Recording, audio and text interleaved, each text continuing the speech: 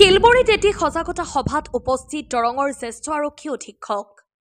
বিভিন্ন অসামাজিক কাৰ্যকলাপ বন্ধ কৰিবলৈ সজাগতা অনাৰ উদ্দেশ্যে কৰিলে গুৰুত্বপূৰ্ণ মন্তব্য।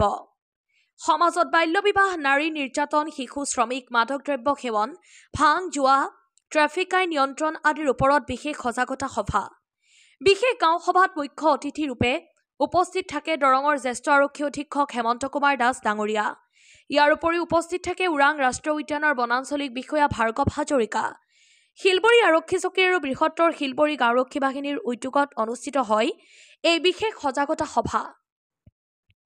সভাত উপস্থিত থাকে দলগাঁও থানাৰ ভাৰপ্ৰাপ্ত আৰক্ষী বিষয়া মনোজ নাৰ্জাৰী। লগতে উপস্থিত থাকে বৃহত্তৰ শিলবৰী অঞ্চলৰ কিছু ৰাইজ, ছাত্ৰ ছাত্ৰী আৰু শিক্ষিত সমাজ। সামাজিক ব্যাধি আঁতৰ কৰিবলৈ ৰাইজৰ সহযোগ অতিকৈ প্ৰয়োজন বুলি আৰক্ষী অধীক্ষক ডাঙৰীয়াই মন্তব্য কৰে। নিউজ ডেস্ক ৰিপৰ্ট, বি সংবাদ। আমাৰ এই দলগাঁও থানাৰ শিলবৰীত এটা প্ৰসিদ্ধ অঞ্চল, এইটো সকলোৱে আমি জানো। ওৰাং ৰাষ্ট্ৰীয় উদ্যান ইয়াতে অৱস্থিত। গতিকে আজি এই অঞ্চলৰ আমাৰ গাঁওৰক্ষী বাহিনীৰ উদ্যোক্তাসকলে সভাখন আয়োজন কৰিলে। এইটো এখন মানে এৱাৰনেছ মিটিং, সজাগতা সভা, আৰু ইয়াতে বিভিন্ন বক্তাসকলে তেখেতসকলৰ বক্তব্য ৰাখিছে।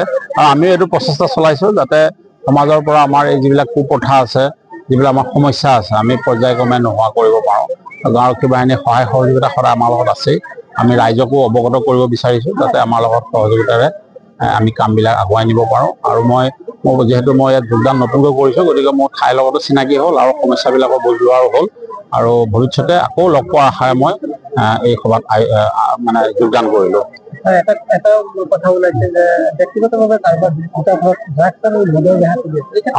নাই, এইটোতো কথাবিলাক কৈছে, এইবিলাক ব্যৱস্থা ল'বলৈকে আমি আছোঁ। NDPS একখন খুব কঠোৰ আইন। গতিকে এইবিলাক আইনৰ অধীনত আমি জোৰদাৰ কৰিম তদন্ত, আৰু ৰাইজে আমাকতো খবৰবিলাক দিব বা খবৰবিলাকৰ জৰিয়তে আমি যাতে সমস্যাবিলাক নোহোৱা কৰিব পাৰোঁ। অকল ড্ৰাগছ বুলিয়েই নহয়, যিকোনো চুৰ চাৰী বা অন্যান্য মাদক দ্ৰব্য, নিচাযুক্ত সকলোবিলাক সমস্যা যিবিলাক আছে, যিবিলাক অপৰাধ আছে, এইবিলাক আমি পৰ্যায়ক্ৰমে নোহোৱা কৰিবৰ কাৰণে চেষ্টা চলাম। না, সেইটোৱে যে আমাৰ লগত সহায় কৰক, আমাক খবৰ দিয়ক। আৰু গাঁওৰক্ষী বাহিনীয়ে আমাক সহায় কৰি আহিছে, গতিকে আমি গাঁওৰক্ষী বাহিনীৰ জৰিয়তে গোটেই সমস্যাবিলাক নোহোৱা কৰিবৰ কাৰণে চেষ্টা চলাম। যথেষ্টখিনি ভাল লাগিছে। এটা অপেন প্লেটফৰ্ম মোৰ কাৰণে প্ৰথমবাৰ। সমাজৰ বিয়াত যিখিনি ক'বলগীয়া আছে সকলো ক'লে, আৰু আমি সজাগ হোৱা দৰকাৰ। লগতে যিহেতু এইটো ডাঙৰ এটা সকলো ৰাইজে মিলি পেলাই সেইখনৰ কাৰণে কাম কৰি যাব, এই অঞ্চলটো লৈ যাব আপোনালোকক।